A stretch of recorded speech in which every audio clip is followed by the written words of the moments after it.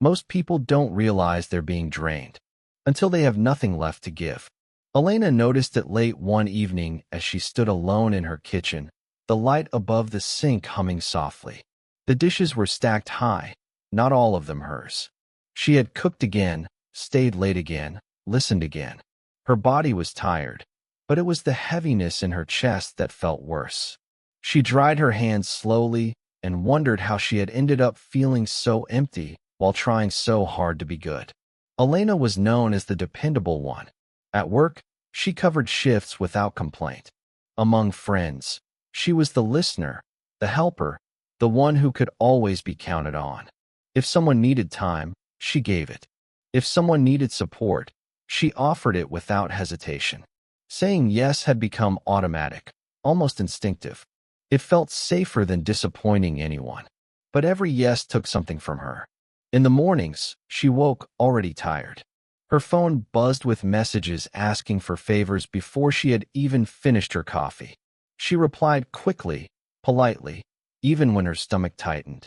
At work, she stayed late to help colleagues finish tasks that were not hers. At home, she ignored the quiet voice telling her she needed rest. At night, she lay awake replaying conversations in her head. Why did I agree to that? Why didn't I speak up? The questions circled endlessly, but the next day, she did the same things again. Elena told herself that being kind meant being available, that being good meant putting others first. She believed that if she kept giving, people would value her. Instead, the requests kept growing. What once came with gratitude now came with expectation. One afternoon, her supervisor stopped by her desk. "Can you handle this too?"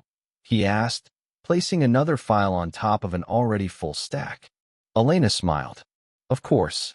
Her chest tightened, but she said nothing. That evening, she missed dinner with her family for the third time that week. When she finally got home, the apartment felt too quiet. She sat on the edge of the bed, shoes still on, and felt something settle inside her. Not anger, not sadness, a dull emptiness, as if she had been slowly giving pieces of herself away without noticing. A few days later, Elena visited a small community center near her apartment to drop off donated books.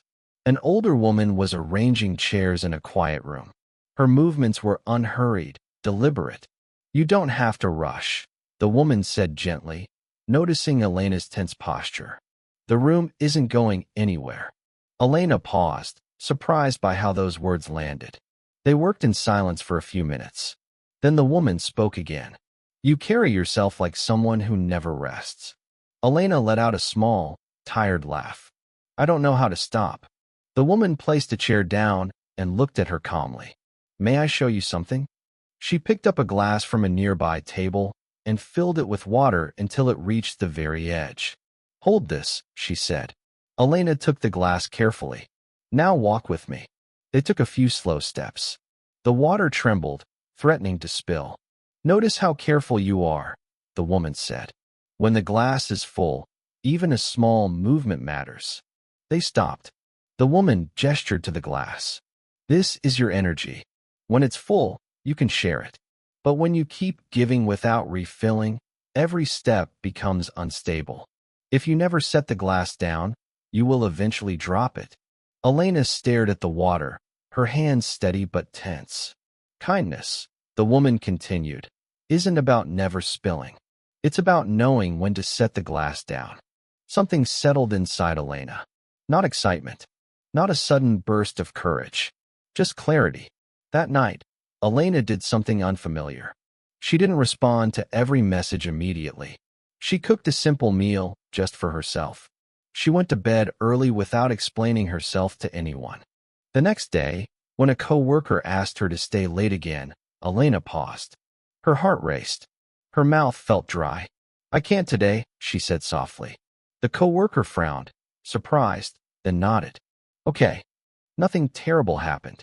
The following week, a friend asked her to help with something that would take her entire weekend. Elena felt the familiar pull to agree.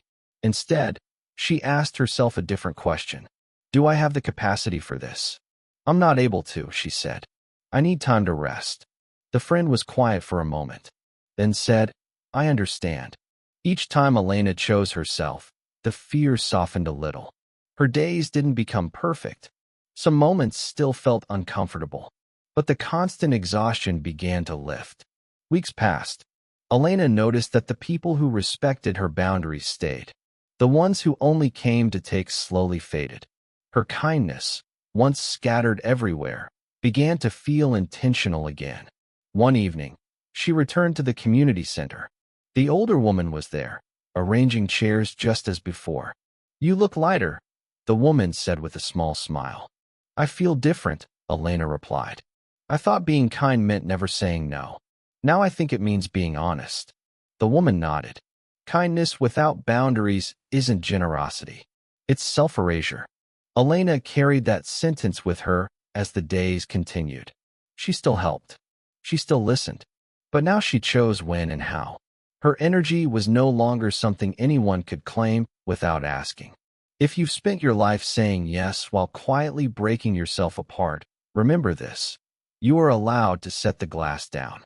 Kindness does not require sacrifice without limit. It requires awareness. If this story helped you set the glass down for a moment, you're not alone. This channel is for people learning to protect their energy without losing their kindness. You can subscribe if you'd like more stories like this, shared quietly and honestly. Thank you for listening.